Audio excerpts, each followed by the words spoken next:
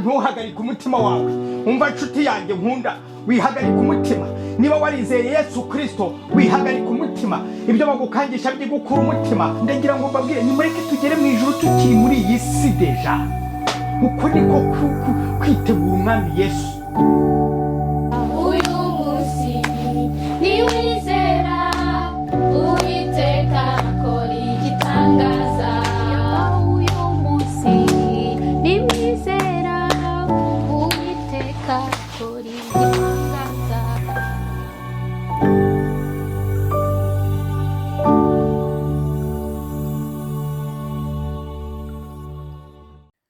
Bene data bakundwa, namwe mwese abagize umugisha wo gukurikira ubutumwa bwiza, ndabashuhuje mu izina rya Yesu Kristo. Ni Théoneste RUTIKANGA ubasuhuza. Nkuko nabibasezeranije mu gihe cyashize ubuheruka, tugiye kureba akarengane igice cya gatatu. Igice cya gatatu kiratubwira ngo itorero rigomba kurenganywa byanze bikunze. Ariko umuntu yakwibaza ati kuki se? Ibyo nibyo tugiye kurebera hamwe. Reka dutangire iki gice dusoma muri Petero wa mbere igice cya mbere, duhere ku murongo wa 3 tugeze ku wa 7. Haranditse ngo Imana y'umwami wacu Yesu Kristo ari nayo se ishimwe kuko yatubyaye ubwa kabiri, nk'uko imbabazi zayo nyinshi ziri, kugira ngo tugire ibyiringiro bizima tubiheshejwe no kuzuka kwa Yesu Kristo, tuzabone umurage utabasha kubora cyangwa kwandura cyangwa kugajuka, ari wo namwe mwabikiwe mu ijuru, mwebwe abarindwa n'imbaraga z'Imana kubwo kwizera. Haleluya! Murindirwa agakiza kiteguwe kuzahishurwa mu gihe cy'imperuka. Ku murongo wa 6 niho harebana cyane cyane n'iki gice cy'ubutumwa bwiza byerekeranye n'akarengane tugiye kureba. Haratubwira ngo nicyo gituma mwishima, nubwo ubu mukwiye kumara igihe gito mubabazwa n'ibibagerageza byinshi. Ibyo bigeragezo nibyo bigaragaza neza igiciro gikomeye cyane cyo kwizera kwanyu. None se ntimuzi ko nubwo izahabu ishira kuko idahoraho iteka, nyamara igiciro cyayo kigeragezwa n'umuriro? Niko no kwizera kwanyu gufite igiciro cyinshi kurusha izahabu ishira gukwiye kugaragara ko ari ukukuri, kuko gutuma munesha ibibagerageza by'uburyo bwinshi, amaherezo kukazabahesha ishimwe n'ubwiza n'icyubahiro ubwo Yesu Kristo azahishurwa. Haleluya! Imana ishimwe cyane kandi Imana ihabwe icyubahiro. Reka noneho mu buryo burambuye dusubize cya kibazo twibajije tuti kuki byanze bikunze itorero rigomba kubabazwa cyangwa se kugeragezwa cyangwa se kunyura mu karengane. Ikintu cya mbere, akarengane gatuma umugeni wa Kristo arabagirana kurusha izahabu mbere yo guhabwa umukwe. Cyo nicyo kintu cya mbere tugiye kureba. Mbere na mbere murabizi ko itorero ni umugeni, kandi uwo mugeni agomba gushyingirwa. Nk'uko rero umukobwa ageragezwa mbere yo gushyingirwa, niko n'itorero bigomba kurigendekera. Urugero, tuvuge ko uri igikomangoma cyangwa se umuprince, kandi ushaka kurongora umukobwa wakunze, yaba ari umukire cyangwa umukene. Ntabwo wahita umurongora gutyo gusa, uzamugerageza. Siritu kubyerekeranye n'amafaranga ufite n'ubukire ufite, urebe ko adakurikiye umutungo wawe gusa, kugira ngo urebe ko ari wowe akunda mu by'ukuri. Kuko akenshi umukobwa w'umukene aribwira ati nabaye mu bukene bihagije, nkeneye umugabo ukize rwose. Naho akenshi umukobwa w'umukire aravuga ati iwacu barakize, ngomba kuva mu bukire njya mu bundi. Noneho ugasanga buri wese si urukundo afitiye icyo gikomangoma cyangwa se uwo muprince, kandi kigamije kugira umugore ugikunda, ahubwo ugasanga buri wese akurikiye ubukire bw'icyo gikomangoma cyangwa se bw'uwo muprince. na Yesu nuko. Nshuti zanjye munkurikire neza, na Yesu niko bimeze, kuko Yesu Kristo niwe nyiri byose, niwe mutunzi wa byose, haba mu ijuru cyangwa mu isi. Yesu ashaka kureba rero niba twebwe abavutse ubwa kabiri, niba ari we dukunda, cyangwa se niba dukunda imigisha duha hano mu isi gusa, cyangwa se dushaka ijuru gusa, kuko duhunga umuriro utazima wagenewe Satani n'abayoboke be. Ikindi ni uko itorero rigereranywa n'izahabu, kandi muzi ko nubwo izahabu isaza igashiraho, igomba kunyuzwa mu muriro w'uruganda ngo ibone kurabagirana cyane, maze ibone kugurishwa ihenze cyangwa se gukoreshwa iby'igiciro cyinshi. Itorero naryo, twebwe abakristo b'ukuri, rigomba kugeragezwa, ni ukuvuga kunyuzwa mu ruganda ngo rivanweho iminkanyari yose, ryezwe rirabagirane. Ibyo rero bizakorwa n'uruganda ari rwo muriro w'akarengane. Ibyo bikaba bisobanura ko abera bagomba kurabagirana ndetse kurusha izahabu mbere yo guhabwa umukwe waryo ari we Yesu Kristo. Haleluya, Imana ishimwe cyane. Ubwo rero twumvikane ko uzaba umugeni wa Kristo, nshuti zanjye, cyangwa se umukristo nyakuri wese, ni uzanesha umuriro w'akarengane. Imana itugirire neza. Cyo nicyo kintu cya mbere. Ikintu cya kabiri tugomba kwitaho kigaragaza ko itorero ugomba kurengaho, nuko akarengane gatuma kwizera kwacu kuba uko kuri, kugira ngo kuduheshe kuba inzandiko za Kristo zisomwa na bose mu rwego rwo guhamya Kristo, ndetse tukaba tudatinya no gupfa ku bw'izina rye. Akarengane niko kazabyerekana ko tudatinya no gupfa ku bw'izina rye, tudatinya guhamya nubwo byatuvira mu rupfu. Haleluya. Iyo dusomye mu Bakorinto ba kabiri ibice 3 ku murongo wa 3 haranditse ngo, kandi koko biragaragara ko muri urwandiko rwa Kristo rwanditswe natwe, rutandikishijwe wino, ahubwo rwandikishijwe umwuka w'Imana ihoraho, rutanditswe ku bisate by'amabuye, ahubwo rwanditswe ku bisate by'inyama, ari byo mitima yanyu. Shuti bakundwa, iyo dusomye mu isezerano rishya ryubatse cyangwa se ryakomejwe n'amaraso ya Yesu Kristo, nk'uko tubisoma muri Matayo ibice 26 ku murongo wa 28, tubona ko umwuka wera atandika amategeko y'Imana ku bisate by'amabuye, nk'uko byagenze ku musozi wa Sinayi. Iyo tubisomye mu Kuva ibice 31 umurongo wa 18, ahubwo umwuka wera ayandika ku mitima y'abizera Imana ihoraho, nk'uko tubisoma muri Yeremiya ibice 31 umurongo wa 33 hatubwira ngo, ariko isezerano nzasezerana n'inzu ya Isiraheli hanyuma y'iyo minsi ngiri, niko Uwiteka avuga ngo, nzashyira amategeko yanjye mu nda yabo, kandi mu mitima yabo niho nzayandika, nzaba Imana yabo, nabo bazaba ubwoko bwanjye. Haleluya, haleluya. Imana ishimwe cyane, kandi Imana ihabwe icyubahiro. Ibi bishaka kutwigisha ko nta kintu Imana ikora idafite impamvu yagambiriye uhereye kera. Umwuka w'Imana yandika ijambo ryayo ku nkingi z'imitima yacu, kuko izi ko mu gihe cy'akarengane izi Bibiliya zanditse ku mpapuro dusoma tugendana tuzazamburwa zitwikwe. Murabizi nk'uko byagiye bigenda mu gihe cyashize, ndetse n'ubu biriho, byaratangiye. Nk'uko muri kubibona kuri ako kavideo nashyizeho, murebe ibyo abo bantu bari gukora, bari guca za Bibiliya, bari kuzitwika. Abasataniste cyangwa abakorera Satani bazaba barimo kuturenganya, bazibwira ko ubwo baciye Bibiliya, ubwo bazitwitse, ko badushoboye. Nyamara tuzasigara dukoresha Bibiliya zanditse mu mitima yacu. Ibi rero biradusaba kugira kwizera k'ukuri, uko Petero atubwira. Uko kwizera niko kuzaduhesha ubwiza, ishimwe n'icyubahiro ubwo Kristo azahishurwa. Amen. Nabaha urugero rumwe rwiza cyane kugira ngo nshuti zanjye murusheho gusobanukirwa n'ibi bintu ndi kubabwira. Urwo rugero ni umunyamerika umwe wigeze kujya kubwiriza mu Bushinwa, noneho agezeyo asanga hari abakozi b'Imana benshi b'Abashinwa bari baje gukurikira inyigisho ze. Yasomaga ijambo yabatararangiza bakavuga ibikurikira. Bimaze kuba nka gatatu arababaza ati ariko ni gute muzi Bibiliya mu mutwe bigeze aho ngaho? Noneho baramusubiza bati umva, twafunzwe igihe kirekire tuzira izina rya Yesu, turenganirizwa guhamya Yesu, turenganirizwa umusaraba wa Yesu Kristo.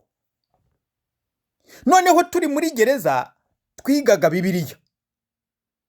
Batariko hari Bibiliya imwe kuko izindi zacu bari barazitwatse, barazitwitse, baraziciye. Ariko tukora ibishoboka byose duhisha Bibiliya imwe turayisigarana. Bati noneho rero iyo umwe yayifataga yageragezaga kuyifata mu mutwe kugira ngo ayihundi.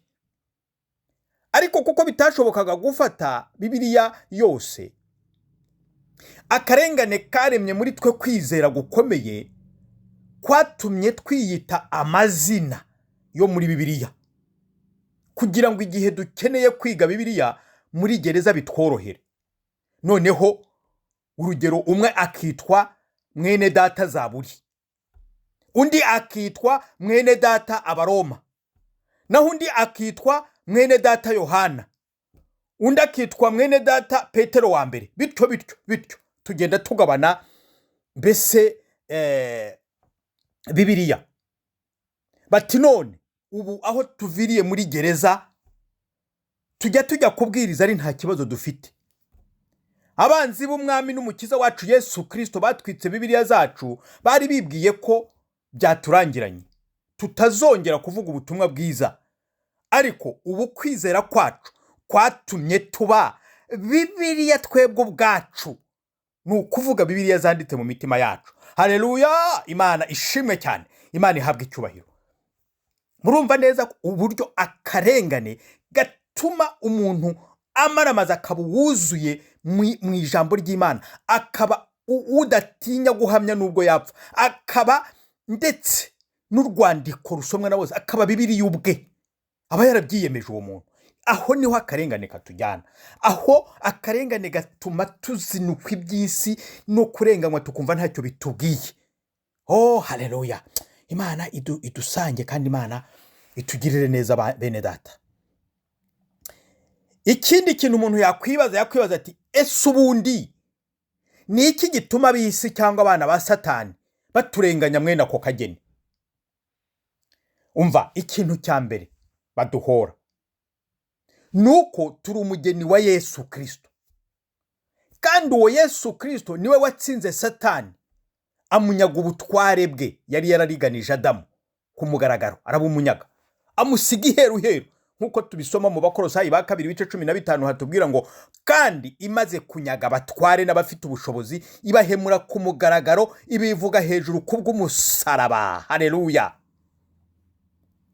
Shuti bakundwa, kugira ngo Satani yiyishyurire ari kwihimura ku mugeni wa Yesu. Iyo Satani akureba we wavutse ubwa kabiri, iyo Satani ndeba ngewe wavutse ubwa kabiri, iyo Satani atureba twebwe abakristo by'ukuri, yibuka ibyo umufiyanse wacu Yesu Kristo yamukoreye, kuko Yesu Kristo ni umufiyanse wacu, yaradufiyanshije. Oh haleluya! Noneho Satani akavuga ati reka nihemure kuri uyu nguyu wasigaye mu isi. Ariko reka mbabwire, reka mbamenere ibanga, Satani ajya yibagirwa ko uwo mufiyanse wacu yadusigiye ubutware bukomeye cyane. Ubwo butware dusoma muri Luka 10:19 haratubwira, dore Yesu ko yatubwiye, Yesu yaratubwiye ati dore mbahaye ubutware bwo kujya mukandagira inzoka na sikorupiyo n'imbaraga z'umwanzi zose. Umva neza, ni zose. Umwanzi hano uvugwa ni Satani, n'imbaraga za Satani zose, ni zose nta gisigaye. Yesu akongera ati kandi nta kintu kizagira icyo kibatwara rwose. Bagenzi banjye, nshuti bakundwa muri gukurikira ubutumwa, ndagira ngo mbabwire ngo twebwe tugomba kwizera gusa aya magambo uko Yesu yayatubwiye, ndetse n'indirimbo ya 28 mu Gakiza bitubwira muzayiririmbe. tugomba kwizera amagambo ko Yesu yatubwiye, maze noneho uko Satani yatera kose tugahita dukandagira imbaraga ze zose. Ibi bishaka kuvuga ko umwanya wa Satani n'abadayimoni, cyangwa se aho Satani agomba kuba we n'abadayimoni be, uwo mwanya wabo, ubuturo bwabo buri munsi y'ibirenge byacu, twebwe abavutse ubwa kabiri. Ubu tukaba tubaho mu buzima bwo kwizera no kugenda dukiranuka muri byose, tugera ikirenge mu cya Yesu Kristo. Haleluya, haleluya. Imana ishimwe. Imana iguha umugisha wo gukurikira ubutumwa. Imana iguha umugisha wowe ushaka kumaramariza gukurikira Yesu, nubwo wajya mu karengane ukumva nta kibazo biguteye, ahubwo ukumva ari ngombwa kucamo. Haleluya. Imana ishimwe cyane. Imana ihabwe icyubahiro. Ikindi cya kabiri tuzira niki? Nuko tumenya imigambi ya Satani itarashyirwa mu bikorwa kubw'umwuka w'Imana uri muri twe. Mbese muri make Satani aratega twe tugategura. Haleluya. Imana ishimwe. Yesu uri muri twe ategura anyuze muri twe, kuko ibyo byose tubimenya mbere bitaraba. Nabaho urugero. Iyo dusomye muri Matayo ibice 2:13 tuhasanga umutego wo kwica Yesu Satani yari yateze. Yosefu yabwiwe mbere guhungisha umwana na nyina, kuko Satani yashakaga kwica Yesu anyuze muri Herode. Ariko nyuma ya Satani we yakomeje umugambi we, kuko nta makuru yari afite. Yemeza Herode ko agomba kwica abana b'imyaka 2 no munsi yayo, yibwira ko na Yesu aragendamo. Nyamara Yesu yari yibereye muri Egiputa kera, deja yaragezeyo, yarahunze. Imana itugirire neza. Uko niko Imana ikora. Tumenya imigambi ya Satani mbere tugategura, tugashwanya gusa mu izina rya Yesu. Urundi rugero nabaha ni mu ntumwa. Mu byakozwe n'intumwa ibice 5:3 tuhasanga umutego w'ikinyoma. Petero yabwiwe n'umwuka wera ko Ananiya na Safira bari kubeshya, bavuga ngo amafaranga bazanye niyo bagurishije umurima wabo. Maze umwuka wera abihishurira Petero, ahishura icyo kinyoma cyabo, arabibashinja. Umwuka wera abahanisha igihano cy'urupfu. Niko bimeze. Turategura cyo kinyoma mwuka yaragihishuye. Haleluya. Cyo nicyo tuzira, kubera ko dutuwemo n'umwami Yesu Kristo, kubera ko dutuwemo n'umwuka w'Imana. Kuko ijambo ry'Imana ritubwira mu Baroma 8:14 ngo abayoborwa n'umwuka w'Imana nibo bana b'Imana. Haleluya. Haleluya. Aya magambo aranejesha. Ntuka ngende gufashwa ndumva ndi kuzuzwa umwuka wera. Ndabibifurije inshuti zanjye mwe munkurikiye. Ikindi cya gatatu Satani atuziza nuko turi umucyo w'isi, nkuko tubisoma muri Matayo ibice 5:14. Nyamara Satani we akabashushanywa n'umwijima. Niyo mpamvu akorera mu mwijima kugira ngo abantu batavumbura uburiganya bwe bakamuvaho. Noneho kuko twebwe turi umucyo w'isi, turi umucyo wa Yesu Kristo uri muri twe, tukamurika. Turamurika, ni ukuvuga tubwiriza ubutumwa bwiza. Ibihishwe bya Satani bikagaragara. Abantu bakihana, abantu bakizera bakavuka ubwa kabiri. Noneho bigatuma bimurwa mu bwami bwa Satani, bakajyanwa mu bwami bw'umucyo bw'umwana w'Imana Yesu Kristo. Haleluya. Ibyo tubisoma mu Bakolosayi igice cya 1:13. Nshuti zanjye, Imana itugirire neza. Imana idusange kandi Imana itwuzuza umwuka wayo, kugira ngo turusheho guhishurirwa iby'aya magambo, kugira ngo tuyumve, kugira ngo twe gutinya akarengane, tumenye ko kari imbere yacu, uzaba atarapfa azakanyuramo. Hari igihe bitakugeraho, Imana ikabikurinda we ku giti cyawe, kuko ifite umugambi kuri wowe wundi. Ariko mu buryo busanzwe umukristo agomba kwitegura kunyura mu karengane. Umukristo w'ukuri wavutse ubwa kabiri. Icya kane Satani aduhora nuko turi umunyu w'isi wica mikorobi na virusi bya Satani.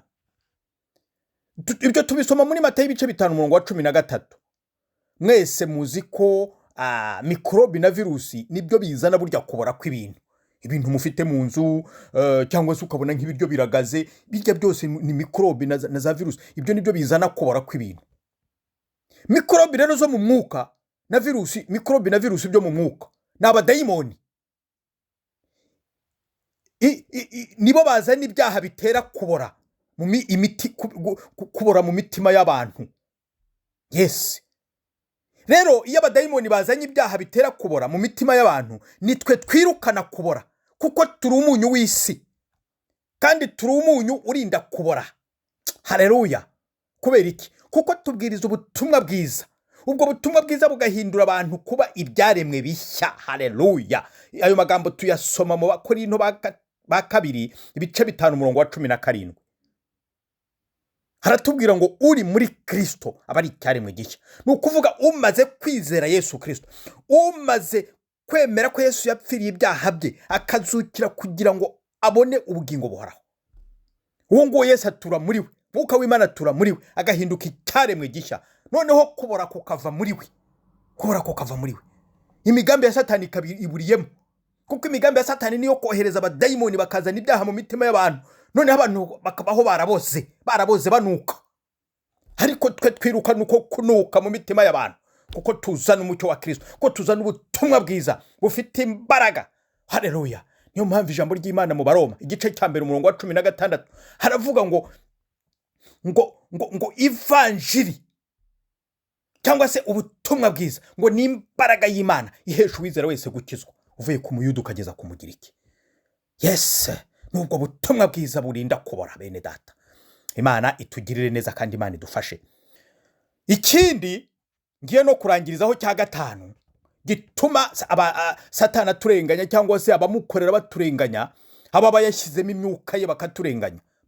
Ikindi batuziza nuko tuzi Satani burya niwe uburi muri abo niwe uturenganya. Nuko Satani azi neza ko tuzi amasaha y'imirimo ye yo kwiba, kwica no kurimbura. Tuzi ko ari mu gicuku igihe abantu bashyizwe, nibwo atera azamwe no kwiba no kwica no kurimbura. Icyo gihe twe turabyuka muri ayo masaha tugasenga, tugasenya kandi tukamaraho imirimo ye yose mu izina rya Yesu. Haleluya.